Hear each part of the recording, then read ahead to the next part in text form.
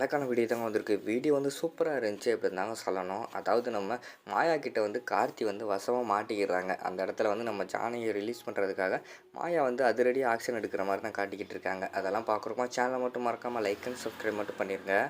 First எடுத்தோடனேயுமே வந்து வக்கீல் இருக்கார்ல, வக்கீல் வந்து ரகுராம் அவங்க வீட்டுக்கு வர்ற மாதிரி தான் காட்டிக்கிட்டு இருக்காங்க.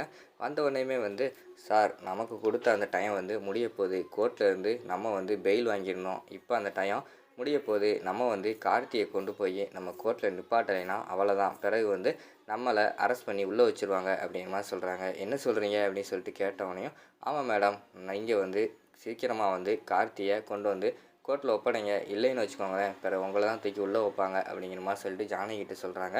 உடனே ஜானகி வந்து பயந்துடுறாங்க. ஐயோ என்னடா அப்படின்னு சொல்லிட்டு அவங்க பயந்து போய் நின்றுக்கிட்டு இருக்காங்க. ரகுராம் வந்து சொல்கிறாங்க, இதுக்கு வேறு வழி எதுவும் இல்லையா அப்படிங்கிற மாதிரி சொல்லிக்கிட்டு இருக்காங்க. வேறு வழி எதுவுமே இல்லை சார், அதாவது வந்து நம்ம கார்த்தியை பிடிச்சி தரோம், கார்த்தி வந்து உயிரோடு தான் இருக்கார் அப்படின்னு சொல்லிட்டு நம்ம வந்து கோர்ட்டில் சொல்லி அதுக்கு வந்து டைம் வாங்கிடணும். இப்போ பார்த்துக்கிட்டோம்னா அந்த டைமும் முடிய போகுது நாளையோட.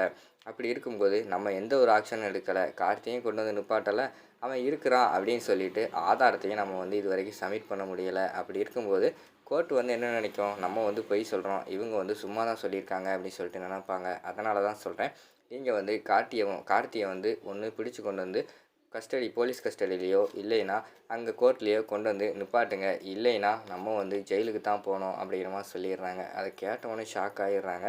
வேறு வழியே இல்லையா அப்படின்னு சொல்லிட்டு ரகுராம் கேட்டவொடனே, இதுதான் சார் ஒரே வழி, வேறு வழியே கிடையாது, ஒன்று கார்த்தி வரணும், இல்லைன்னா ஜெயிலுக்குள்ளே போக வேண்டியதான் அப்படிங்கிற மாதிரி சொல்லிகிட்டு இருக்காங்க. அந்த இடத்துல வந்து நம்ம மாயா இருக்காங்களே, மாயா வந்து அதிரடியாக ஒரு முடிவு எடுக்காங்க. வக்கீல் சார், நீங்கள் ஒன்றும் பயப்படாதீங்க, கார்த்தி வந்து கண்டிப்பாக கோர்ட்டுக்கு வருவான் அப்படிங்கிற மாதிரி சொல்லிக்கிட்டு இருக்காங்க. என்ன மேடம் சொல்கிறீங்க, அவன் எங்கே இருக்கான், எப்படி இருக்கான் என்னன்னு சொல்லிட்டு யாராலையுமே கண்டுபிடிக்க முடியல, அப்படி இருக்கும்போது நீங்கள் மட்டும் அவன் வருவான்னு சொன்னால் என்ன அர்த்தம் அப்படிங்கிற மாதிரி சொல்லிவிட்டு அந்த இடத்துல வக்கீல் வந்து கேட்டுக்கிட்டு இருக்காங்க. நான் தான் சொல்கிறேன்ல, அவன் இருக்கிற இடம் தெரிஞ்சு போச்சு, ஆனால் வந்து அவனை பிடிக்கத்தான் முடியலை. கூடிய சீக்கிரமாக வந்து நான் வந்து பெரியம்மாக்காக அவனை பிடிச்சி கொண்டு வந்து உங்கள் கண்ணு முன்னாடி நிப்பாட்டனா இல்லையான்னு மட்டும் பாருங்கள் அப்படிங்கிற மாதிரி சொல்லிகிட்டு இருக்காங்க. உடனே வக்கீல் வந்து சொல்கிறாங்க, ரொம்ப நேரமெல்லாம் கிடையாது மேடம், நாளைக்கு தான் டைம் இருக்குது, நாளைக்கு ஒரு நாள் தான் நமக்கு டைம் அப்படிங்கிற மாதிரி சொல்லிவிட்டு வக்கீல் சொன்ன உடனே, நீங்கள் ஒன்றுமே கவலைப்படாதீங்க, நாளைக்கு வந்து நாங்கள் வந்து கோர்ட்டில் கொண்டு வந்து கார்த்தியை நிப்பாட்டுவேன் கண்டிப்பாக அப்படின்னு சொல்லிட்டு மாயா வந்து அதிரடியாக முடிவெடுக்காங்க.